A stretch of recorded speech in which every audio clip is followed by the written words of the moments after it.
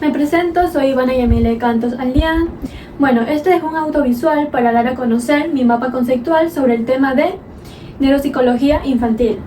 Bueno, mi mapa conceptual yo lo realicé de la siguiente manera.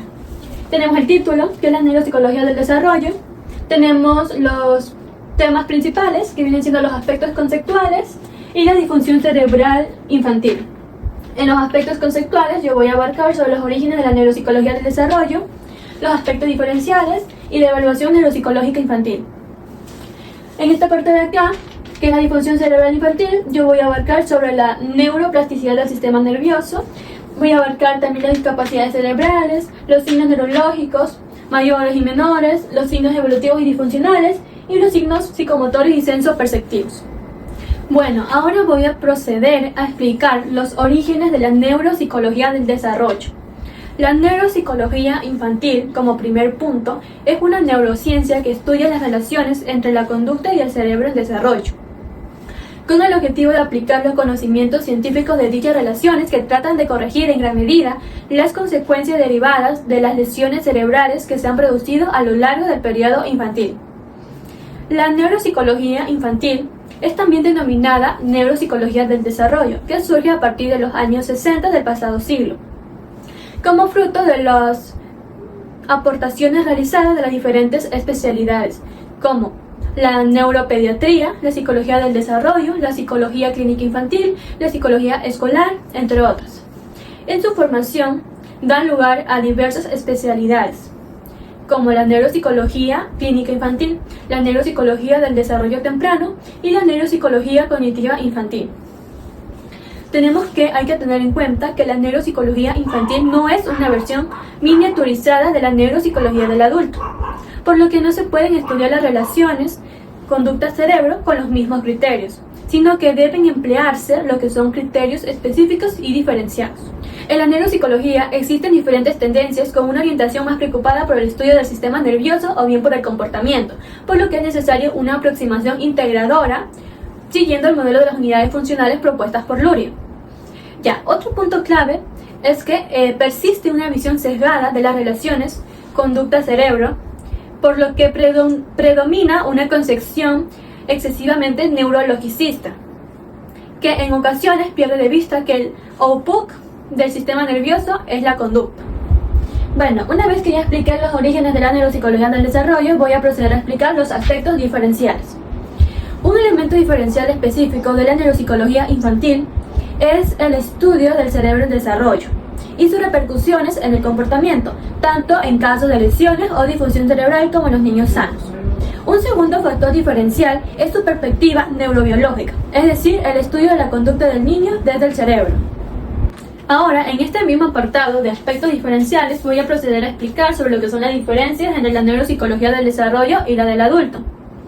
Como primera diferencia, tenemos que durante la infancia el cerebro está en fase de desarrollo, lo que no sucede en el cerebro adulto, ya que tiene sus conexiones y estructuras más consolidadas.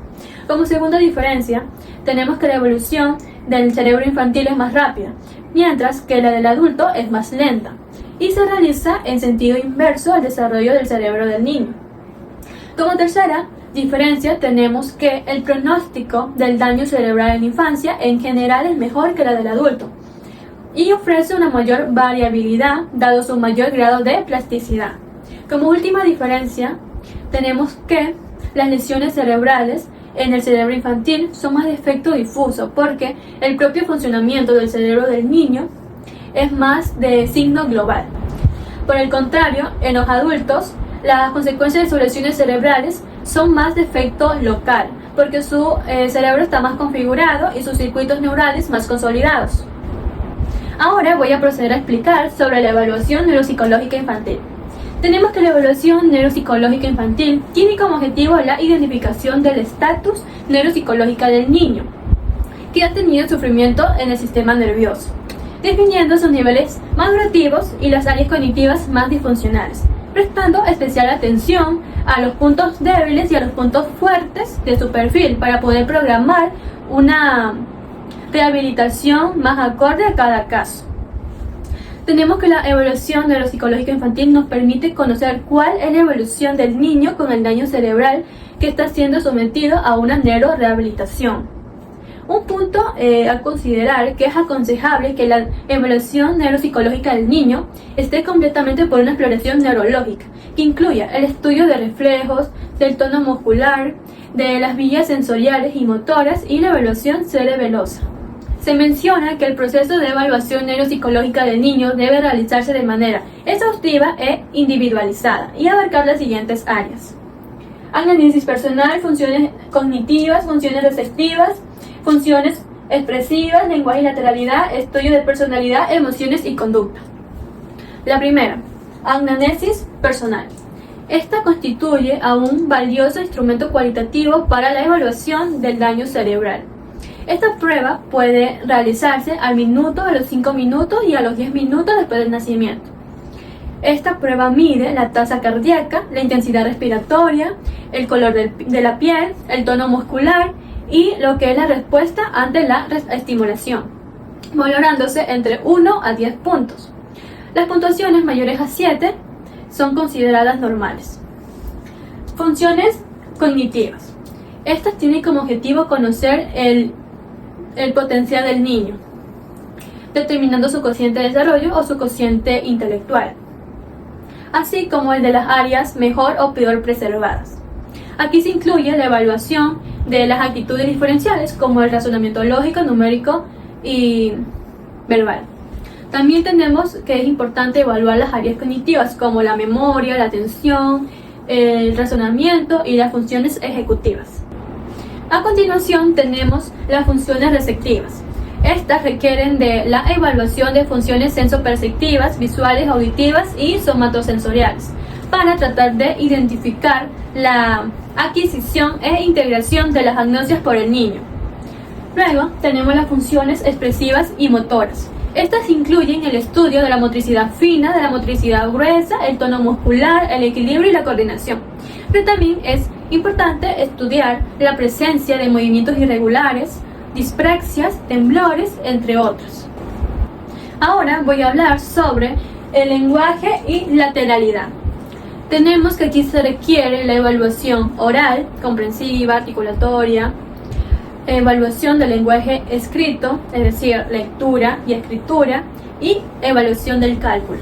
También se deben evaluar lo que es la lateralidad manual, podálica, ocular y auditiva. Tenemos también lo que es el estudio de la personalidad, emociones y conducta. Esto también viene siendo de suma importancia, ya que las alteraciones del sistema nervioso no solo afectan la percepción y cognición, sino que también a las respuestas emocionales. Tenemos que el término disfunción cerebral mínima fue utilizado por primera vez en el año de 1940 por Strauss, para referirse a niños y niñas que presentaban trastornos de aprendizaje y conducta como consecuencia de daño cerebral temprano. Sus dificultades consistían en trastornos de percepción, conceptualización, lenguaje, memoria, atención, control de impulsos y funcionamiento motor. A continuación hablaré sobre la neuroplasticidad del sistema nervioso. El metabolismo cerebral del niño es mucho más activo que la del adulto, ya que el cerebro del recién nacido utiliza el 60% de aporte total del oxígeno, mientras que el adulto solo emplea el 18 al 20% de la energía total. Mediante una neuroimagen funcional se ha demostrado que en el recién nacido el metabolismo cerebral es mucho más activo en ciertas áreas como la corteza primaria, el tálamo, el tronco cerebral y la vermis cerebeloso. Tenemos que la excepcional importancia del metabolismo cerebral durante la infancia guarda estrecha relación con la neuroplasticidad, que puede ser definida como conjunto de modificaciones producidas en el sistema nervioso como resultado de las experiencias, del aprendizaje, las lesiones o procesos degenerativos. El esculpido del sistema nervioso se inicia desde el mismo momento de la fecundación, como resultado de los procesos de proliferación, migración, diferenciación y mielinización de las células nerviosas. Bueno, una vez explicado sobre lo que es la neuroplasticidad del sistema nervioso, voy a proceder a explicar sobre las discapacidades cerebrales. Como resultado del daño cerebral infantil, se pueden producir dos tipos de alteraciones de mayor o menor gravedad, denominadas discapacidades mayores, discapacidades menores. Las discapacidades mayores son una alteración cognitiva de mayor gravedad y peor pronóstico, como consecuencia de una alteración anatómica y funcional más severa del sistema nervioso. Por otro lado, las discapacidades menores son una alteración perceptivo-motoras, cognitivas y comportamentales de importancia variable, en las que no existe una lesión neuroanatómica significativa. A continuación voy a dar a conocer los signos neurológicos. En este apartado tenemos los signos neurológicos mayores y los signos neurológicos menores. Los signos neurológicos mayores nos mencionan que las lesiones cerebrales graves se manifiestan como discapacidades mayores, que implican el aumento de los signos neurológicos mayores.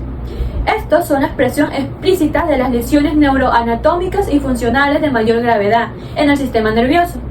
Los principales signos neurológicos mayores en la infancia son los siguientes: malformaciones craneoencefálicas, traumatismo craneoencefálico severos, alteraciones severas del lenguaje, deterioro cognitivo asociado a demencia, epilepsias severas, también tenemos lo que es una herida abierta en masa encefálica, tenemos una encefalopatía hipóxica isquémica severa y tenemos enfermedades neurológicas degenerativas.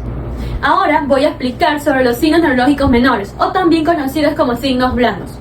Estos guardan estrecha relación con la disfunción cerebral mínima infantil, pues son su expresión neuroconductual.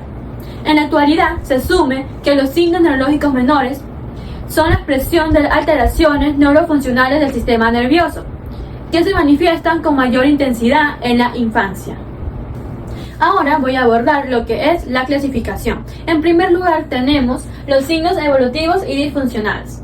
Aquí se menciona que determinados signos neurológicos son de tipo evolutivo y reflejan un estado de inmadurez neurológica más que una disfunción cerebral real en el niño.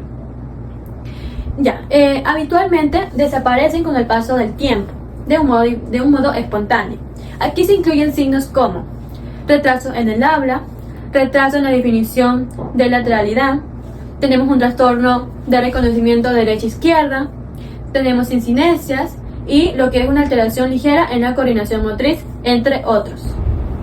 Además, otros signos neurológicos menores en la infancia son de naturaleza patológica y expresan el grado de disfunción cerebral subyacente. Su característica es que tienen mayor persistencia en el tiempo.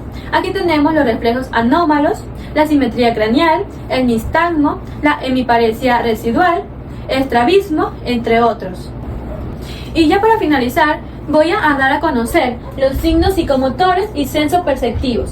En los signos psicomotores tenemos lo que es el trastorno de la marcha, el trastorno de la motricidad fina y gruesa, trastornos de coordinación, trastornos de equilibrio, trastornos del tono muscular, tenemos nistagmo, hipocinesia, también tenemos lo que es reflejos asimétricos, hiperactividad, entre otros.